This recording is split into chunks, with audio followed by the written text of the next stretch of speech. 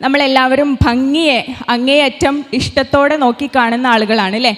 എപ്പോഴും ഭംഗി വേണം, ഭംഗി എപ്പോഴും കീപ്പ് ചെയ്യണം എന്ന് ആഗ്രഹിക്കുന്ന ആളുകളാണ്. എന്നാൽ ഈ ഭംഗി വർദ്ധിക്കാൻ വേണ്ടിയിട്ട് സൗന്ദര്യവർദ്ധക വസ്തുക്കൾ നമ്മൾ ഉപയോഗിക്കാൻ പാടുണ്ടോ? എന്തൊക്കെയാണ് ഈ കോസ്മെറ്റിക്സ് അല്ലെങ്കിൽ സൗന്ദര്യവർദ്ധക വസ്തുക്കൾ എന്ന് പറയുന്നത്? എന്തൊക്കെയാണ്? ഇതിൽ കാണാം അല്ലേ, എന്നെക്കാൾ കൂടുതൽ ആ കാര്യത്തിൽ അറിവുള്ള ആളുകളും അത് ഉപയോഗിക്കുന്നവരുമായിരിക്കും. നമ്മളെ മസ്കാര, ഫേക്ക് ലാഷസ്, അതുപോലെ തന്നെ ഫൗണ്ടേഷന് അല്ലേ, ഇതുപോലുള്ള ഐറ്റംസ് ഇത് നമ്മൾ സൗന്ദര്യം വർദ്ധിക്കുന്നതിന് വേണ്ടി ഉപയോഗിക്കുന്നതാണ്. ഓക്കെ, അപ്പോൾ ഇതിനാണ് നമ്മൾ കോസ്മെറ്റിക്സ് എന്ന് പറയുന്നത്. ഇതൊരിക്കലും നമുക്ക് അനുവദനീയമാക്കാൻ കഴിയുന്ന ഒരു കാര്യമായിട്ട് നമുക്ക് കണക്കാക്കാൻ കഴിയില്ല. ഓക്കെ, സൗന്ദര്യത്തെ ഇസ്ലാം അങ്ങേയറ്റം പ്രോത്സാഹിപ്പിക്കുന്നുണ്ട്, ഭംഗിയൊക്കെ പ്രോത്സാഹിപ്പിക്കുന്നുണ്ട്. പക്ഷെ അന്യപുരുഷന്മാരുമായി നമ്മൾ സമ്പർക്കം പുലർത്തുന്ന സമയത്ത് ഒരിക്കലും ഇതിട്ട് നമുക്ക് അവരുടെ മുമ്പിൽ പ്രത്യക്ഷപ്പെടാൻ കഴിയുകയില്ല. ഇതിൽ നമുക്ക് കൃത്യമായിട്ട് കാണാം, നമ്മളെ മഹ്റംസിൻ്റെ മുമ്പിൽ കോസ്മെറ്റിക്സ് നമുക്ക് അലൗഡ് ആണ്. എന്നാൽ മഹ്റംസ് അല്ലാത്ത ആളുകളുടെ മുമ്പിൽ നമുക്കൊരിക്കലും ഇത് അലൗഡ് ആക്കാൻ കഴിയില്ല. ഓക്കെ, ഇതുമായി ബന്ധപ്പെട്ട് ഒരു ഹദീസ് നമുക്ക് കാണാം. അന്ന നബിയ സല്ലല്ലാഹു അലൈഹി വസല്ലം ലഅനൽ വാസിലത വൽ മുസ്തൗസില വൽ വാശിമത വൽ മുസ്തൗഷിമ. അതായത് നമ്മളുടെ ശരീരത്തിലേക്ക് ഭംഗിക്ക് വേണ്ടിയിട്ട് നമ്മൾ ചേർക്കുന്ന കാര്യങ്ങൾ, നമ്മളിപ്പം നമ്മളെ മുടി വിഗ് വെക്കുന്നത്, അതുപോലെ തന്നെ നമ്മളെ പുരികം ത്രെഡ് ചെയ്തുകൊണ്ട് നമ്മൾ അതിൽ നിന്ന് ഒഴിവാക്കുന്നത്, ഇതൊക്കെ നിഷിദ്ധമാണ് എന്ന് നമുക്കിതിൽ നിന്നും മനസ്സിലാക്കാം. അൽ വാശിമത്ത വൽ മുസ്തൗഷിമ എന്ന് പറഞ്ഞാൽ നമ്മളെ ശരീരത്തിൽ ഇപ്പോൾ ഈ ടാറ്റു ഒക്കെ ചെയ്യൂലേ നമ്മൾ, അതുപോലെ തന്നെ നമ്മളെ ചുണ്ടിൽ നമ്മൾ തേക്കുന്നത്. മറ്റൊരു ഹദീസിൽ നമുക്ക് കാണാം, ചുണ്ടിൽ ചായം പൂശുന്നവരെയും അത് ചെയ്യാൻ വേണ്ടിയിട്ട് ഇരുന്നു കൊടുക്കുന്നവരെയും അള്ളാഹു ശപിച്ചിരിക്കുന്നു എന്നുള്ളൊരു ഹദീസും നമുക്ക് കാണാൻ കഴിയും. ഓക്കെ, നമ്മൾ നേരത്തെ പറഞ്ഞു നമ്മളെ സൗന്ദര്യം അല്ലെങ്കിൽ ഭംഗി എന്നുള്ളതിനെ അള്ളാഹു ഏറെ ഇഷ്ടപ്പെടുന്നവനാണ് എന്നല്ലേ. ഈ സൗന്ദര്യത്തെ അല്ലെങ്കിൽ ഈ ഭംഗിയെ നമ്മൾ കെയർ ചെയ്യുക എന്നുള്ളത്, അതിനെ റെസ്പെക്റ്റ് ചെയ്യുക എന്നുള്ളതും അത് കെയർ ചെയ്യുക എന്നുള്ളതും ഇസ്ലാമിൽ അനുവദിക്കപ്പെട്ടിട്ടുള്ള കാര്യം തന്നെയാണ്. ഇതിൽ നിങ്ങൾക്ക് ഒരുപാട് സ്കിൻ കെയർ പ്രോഡക്റ്റ്സ് കാണാം. മോയ്സ്ചറൈസർ ഉണ്ട്, അതുപോലെ തന്നെ ഫേസ് വാഷ് ഉണ്ട്, അലോവേര ജെല്ലുണ്ട്, സൺസ്ക്രീൻ ഉണ്ട്, പിന്നെ ഒലീവ് ഓയിൽ ഉണ്ട്, വൈറ്റമിൻ സിറം ഉണ്ട്, റോസ് വാട്ടർ ഒക്കെ ഉണ്ട് അല്ലേ. ഇതൊക്കെ നമ്മൾ ഉപയോഗിക്കുന്ന ആളുകളാണ്. ഇതിൽ ഏതെങ്കിലും ഒരു ബ്രാൻഡ് ഞാൻ പ്രൊമോട്ട് ചെയ്യുമെന്നല്ല ചെയ്യുന്നത്. പക്ഷേ ഈ രൂപത്തിലുള്ള ആൽക്കഹോളിക് കണ്ടൻ്റ് ഒന്നും അല്ല എന്ന് നമ്മൾ മനസ്സിലാക്കി കഴിഞ്ഞാൽ നമ്മളെ സ്കിന്ന് കെയർ ചെയ്യുന്നതിന് വേണ്ടിയിട്ട് ഇത്തരത്തിലുള്ള കാര്യങ്ങൾ നമുക്ക് ഉപയോഗിക്കാം. ഇതെന്തിനു വേണ്ടിയിട്ടാണ് നമ്മൾ ഉപയോഗിക്കുന്നത്? ട്രീറ്റ്മെൻറ്റിന് വേണ്ടിയിട്ട് ഉപയോഗിക്കും അല്ലേ. നമ്മളെ ചുണ്ട് ചിലപ്പം ചില സമയങ്ങളിൽ പൊട്ടിപ്പോവുകയൊക്കെ ചെയ്യും. ചൂട് കൂടുകയാണെന്നുണ്ടെങ്കിലും തണുപ്പ് കൂടുകയാണെന്നുണ്ടെങ്കിലും അതിൽ വ്യതിയാനങ്ങൾ സംഭവിക്കും. അപ്പം അതുകൊണ്ട് നമുക്ക് കളറില്ലാത്ത ലിപ് ബാമുകൾ എന്ത് ചെയ്യാം? ഉപയോഗിക്കാം. എന്ത് പർപ്പസിന് വേണ്ടിയിട്ട്? ട്രീറ്റ്മെൻറ്റ് എന്നുള്ള പർപ്പസിന് വേണ്ടിയിട്ട്. അതേപോലെ തന്നെ പ്രൊട്ടക്ഷൻ. നമ്മൾ നല്ല വെയിലുള്ള സമയത്തൊക്കെ പുറത്തേക്ക് ഇറങ്ങിക്കഴിഞ്ഞാൽ എന്താ സംഭവിക്കുക? നമ്മളെ സ്കിന്ന് ഡള്ളായി പോവും അല്ലേ. അപ്പോൾ അതിന് വേണ്ടിയിട്ട് സൺസ്ക്രീനുകൾ നമുക്ക് യൂസ് ചെയ്യാം. എന്തിനു വേണ്ടിയിട്ടാണ്? പ്രൊട്ടക്ഷൻ എന്നുള്ള പർപ്പസിൽ. ഓക്കെ, പിന്നെ നമ്മളെപ്പോഴും ക്ലീൻ ആൻഡ് നീറ്റായിരിക്കാൻ വേണ്ടിയിട്ട് അല്ലേ, ആ ഒരു പർപ്പസിന് വേണ്ടിയിട്ട്. പിന്നെ നമ്മളെ ഹെൽത്തിന് വേണ്ടിയിട്ട്. ഓക്കെ, അപ്പോൾ ഈ രൂപത്തിൽ നമുക്ക് സ്കിൻ കെയർ പ്രോഡക്റ്റ്സ് എന്ത് ചെയ്യാം? ഉപയോഗിക്കാം. പക്ഷേ സൗന്ദര്യം വർദ്ധിക്കുന്ന രൂപത്തിലുള്ള കോസ്മെറ്റിക്സ് ഒരിക്കലും നമ്മൾ ഉപയോഗിക്കാൻ പാടില്ല എന്നുള്ളതാണ് മനസ്സിലാക്കേണ്ടത്. ഓക്കെ, നമുക്ക് ഇസ്ലാമിൽ ഹദീസുകളിലൊക്കെ വന്നിട്ടുള്ള കാര്യങ്ങൾ വെച്ചിട്ട് ഇസ്ലാമിക് വേർഷനിൽ നമുക്ക് സ്കിൻ കെയറിന് വേണ്ടിയിട്ടുള്ള കുറച്ച് ടിപ്സ് നമുക്കൊന്ന് നോക്കാം. അതിൽ ഏറ്റവും പ്രധാനപ്പെട്ട ഒന്നാണ് വുളു ചെയ്യുക എന്നുള്ളത്. അതായത് നമ്മൾ 5 നേരത്തെ നമസ്കാരത്തിന് വേണ്ടിയിട്ട് നമ്മൾ എപ്പോഴും എന്ത് ചെയ്യും? വുളു ചെയ്യും അല്ലേ.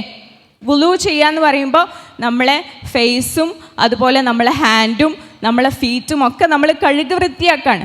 അപ്പോൾ അത് നമ്മളൊരു പ്രത്യേക സമയങ്ങളിൽ അത് ചെയ്യുമ്പോൾ നമ്മളെ സ്കിന്നിൽ എന്തുണ്ടാവും? ബ്ലഡ് സർക്കുലേഷൻ കൂടാനും അതുപോലെ തന്നെ സ്കിൻ എപ്പോഴും ഹൈഡ്രേറ്റഡ് ആയിട്ട് നിൽക്കാനൊക്കെ കഴിയും. സ്വാഭാവികമായിട്ടും നമ്മളെ സ്കിന്ന് കുറച്ചും കൂടി നന്നാവാനും നല്ല നീറ്റായി ഇരിക്കാനുമൊക്കെ അത് സൂക്ഷിക്കും എന്നുള്ളതാണ്. അടുത്തത് മിസ്വാക്ക്. റസൂൽ സല്ലല്ലാഹു അലൈഹി വസല്ലം പറഞ്ഞിട്ടുണ്ട്, എൻ്റെ ഉമ്മത്തിന് ഇതൊരു ഭാരമാകുമായിരുന്നില്ലെങ്കിൽ ഓരോ വുളുവിൻ്റെ സമയത്തും ഞാൻ ബ്രഷ് ചെയ്യാൻ വേണ്ടി കൽപ്പിക്കുമായിരുന്നു എന്ന് പറഞ്ഞിരുന്നു അല്ലേ. അപ്പോൾ ബ്രഷിങ്ങിന് അത്രയും ഇമ്പോർട്ടൻ്റ് ഉണ്ട്. നമ്മളെ ടീത്ത് അത്രയും ഹെൽത്തി ആയിട്ട് സൂക്ഷിക്കാൻ വേണ്ടിയിട്ട് അത്രയും ഇമ്പോർട്ടൻ്റ് ആയിട്ടുള്ള ഒരു കാര്യമാണ് മിസ്വാക്ക് എന്നുള്ളത്. ഇനി ഡ്രിങ്കിങ് വാട്ടർ. പല ഡോക്ടേഴ്സും വെള്ളം കുടിക്കാൻ വേണ്ടിയിട്ട്, എന്ത് രോഗത്തിന് നമ്മൾ പോയി കഴിഞ്ഞാലും വെള്ളം കുടിക്കാൻ വേണ്ടിയിട്ട് നമ്മളോട് ആവശ്യപ്പെടാറുണ്ട് അല്ലേ, ശരിയല്ലേ? ഈ വെള്ളം കുടിക്കുന്നതോട് കൂടിയിട്ട് നമ്മളെ ശരീരത്തിൽ ഒരുപാട് ചേഞ്ചുകൾ ഉണ്ടാകുന്നുണ്ട്. നമ്മളെ ബ്ലഡ് സർക്കുലേഷൻ കൂട്ടാനും അതുവഴി നമ്മളെ സ്കിന്ന് നല്ല രൂപത്തിൽ തിളങ്ങാനും ഒക്കെ അത് കാരണമാകും എന്നുള്ളതാണ്. ഡ്രിങ്കിങ് വാട്ടറൊക്കെ നിങ്ങൾക്ക് ഗൂഗിൾ ചെയ്താൽ തന്നെ മനസ്സിലാവും അതിൻ്റെ അഡ്വാൻറ്റേജസ് എന്തൊക്കെയാണ് എന്നുള്ളത്. ഓക്കെ, ഇനി ബ്ലാക്ക് സീഡ്സ്, അതായത് കരിഞ്ചീരകം.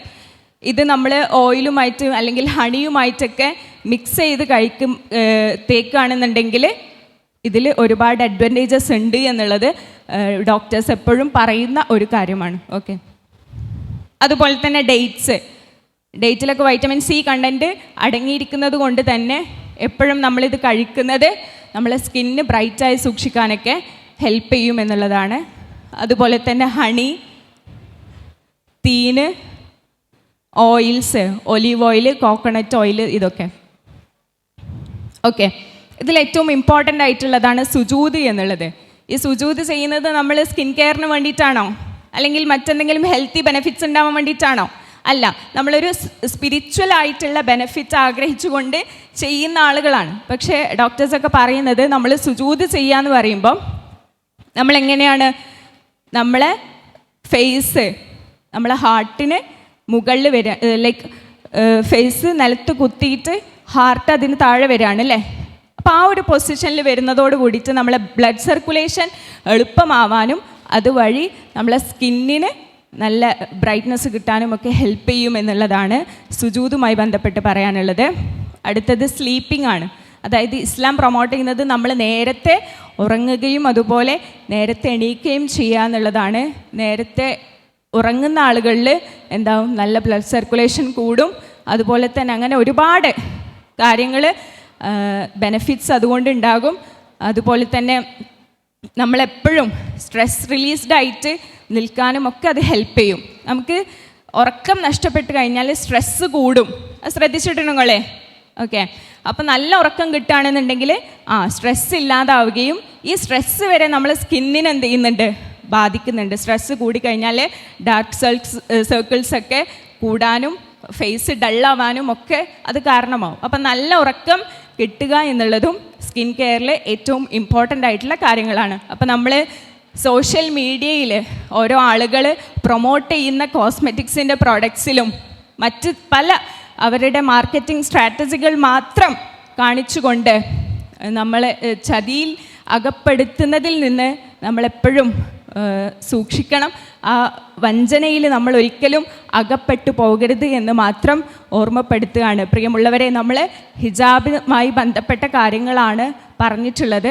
ആർക്കൊക്കെ മുമ്പിൽ നമ്മൾ ഹിജാബ് ധരിക്കണം, ഏതു രൂപത്തിലായിരിക്കണം എന്നൊക്കെ നമ്മൾ പറഞ്ഞു കഴിഞ്ഞു അല്ലേ. ഇതിലൂടെ നമ്മളൊരു വലിയ പ്രഖ്യാപനം നടത്തുന്നുണ്ട്. എന്താണത്? അന്യപുരുഷന്മാർക്ക് മുമ്പിൽ ഒരു ഹിജാബ് ധരിച്ചുകൊണ്ട് പോകുന്ന മുസ്ലിം പെൺകുട്ടിയെ സംബന്ധിച്ചിടത്തോളം എന്താണ് സംഭവിക്കുന്നത്? ഞാൻ ആരുടെയും അടുത്തേക്ക് വരില്ല, അതുപോലെ തന്നെ എൻ്റെ സ്വകാര്യതകളിലേക്ക് ആരും നോക്കേണ്ടതില്ല, ഞാൻ അതിന് തയ്യാറായിട്ടുള്ള ഒരു പെൺകുട്ടിയല്ല, നിലപാടുള്ളവളാണ് എന്നുറക്കെ പ്രഖ്യാപിക്കാൻ നമുക്ക് ഓരോരുത്തർക്കും സാധിക്കണം. നിങ്ങളെ കയ്യിലൊക്കെ ടാഗ് ഉണ്ട് അല്ലേ, അതിലെന്താ എഴുതിയിട്ടുള്ളത്? My hijab my identity. എല്ലാവർക്കും അതൊന്ന് ഉയർത്തിപ്പിടിക്കാം, എന്നിട്ട് നമുക്ക് ഉറക്കെ പറയാം, my hijab my identity. Loudly start. Okay, ഇത്രമാത്രം പറഞ്ഞുകൊണ്ട് ഞാൻ എൻ്റെ വാക്കുകൾ അവസാനിപ്പിക്കുന്നു. അസ്സലാമു അലൈക്കും വറഹ്മത്തുള്ളാഹി.